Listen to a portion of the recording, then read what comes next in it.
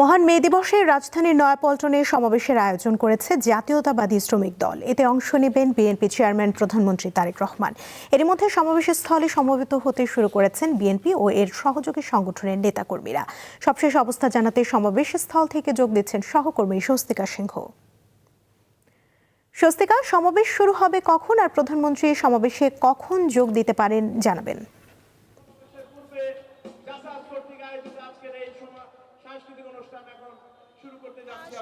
এই মুহূর্তে কিন্তু আমি রয়েছি নয়াপল্টন এবং আপনি আমার পেছনে চিত্রটি দেখতেই পাচ্ছেন যে আজ কিন্তু অধিকার আদায়ের ঐতিহাসিক একটি দিন। বিশ্ব শ্রমিক দিবস, আন্তর্জাতিক শ্রমিক দিবস। বিশ্বের ৮০টি দেশের মতো উৎসাহ উদ্দীপনার মধ্য দিয়ে এই শ্রমিক দিবসটি আসলে পালন করছে, যার সূত্রপাত কিন্তু কিছু সময় আগেই হয়েছে। আমি যদি আমার পেছনের চিত্রটি একটু দেখানোর চেষ্টা করি, সকাল যে বৈরী আবহাওয়া, সেই বৈরী আবহাওয়া উপেক্ষা করেই কিন্তু নয়াপল্টনে আমরা দেখেছি সকাল থেকেই যে শ্রমিক যেসব নেতাকর্মীরা রয়েছে এবং বিএনপির যেসব অঙ্গ সহযোগী সংগঠনের নেতাকর্মীরা রয়েছে এবং বিএনপির যেসব কেন্দ্রীয় পর্যায়ের নেতাকর্মীরা রয়েছে, তারা সকলেই কিন্তু এই নয়াপল্টনের উপস্থিত হয়েছে এই বিশ্ব শ্রমিক দিবস উপলক্ষে শ্রমিক দলের যে আয়োজনে। এবং সেই আয়োজনের সূত্রপাতই কিন্তু শুরু হবে সাংস্কৃতিক অনুষ্ঠানের মধ্য দিয়ে, যার প্রস্তুতি কিন্তু মঞ্চে নেওয়া হচ্ছে। এবং শুরুতেই কিন্তু জাতীয় সঙ্গীতের মধ্য দিয়ে এই যে যাত্রা, এই যে আয়োজন, শ্রমিকদের অধিকার আদায়ের যে আয়োজন, সেই আয়োজনটি শুরু হবে।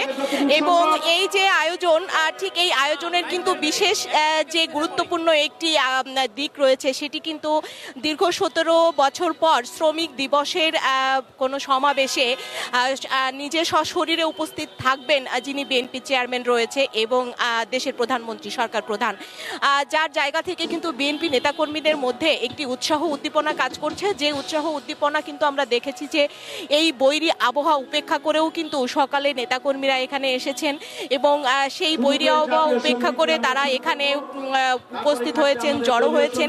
এবং তার পাশাপাশি যেহেতু সরকার প্রধান এই আয়োজনের সাথে যুক্ত থাকবে, সেই জায়গা থেকে কিন্তু আমরা আসলে দেখেছি যে ঠিক নয়াপল্টনের যে নিরাপত্তা রয়েছে, ঠিক সেনাবাহিনীর পুলিশ সদস্য, র্যাব সহ বিভিন্ন ঠিক রাষ্ট্রীয়ভাবে সরকার প্রধানের যে নিরাপত্তার যে জায়গাটি আসলে সবসময় থাকে, সেই নিরাপত্তার জায়গাটি কিন্তু জোরদার করা হয়েছে। আমরা দেখেছি যে ঠিক 11:30টার পর কিন্তু কাকরাইল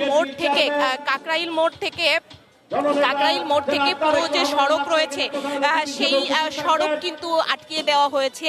এবং যারা একটি সড়কের একটা দিক আসলে খোলা রাখা হয়েছে, যে জায়গা দিয়ে সাধারণ যারা রয়েছে তারা আসলে যাতে যাতায়াত করতে পারে এবং যাতে জনদুর্ভোগের সৃষ্টি না হয়, সেই জায়গা থেকেই কিন্তু আসলে বাকি যে নিরাপত্তা, পুরো জায়গা, পুরো নয়াপল্টনকেই কিন্তু একটি নিরাপত্তা বেষ্টনীর মধ্য দিয়ে রাখা হয়েছে।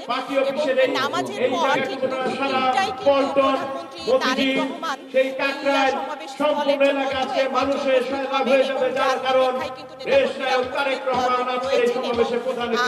আনুষ্ঠানিকভাবে যে যাত্রা সমাবেশে সেই যাত্রা শুরু করছে।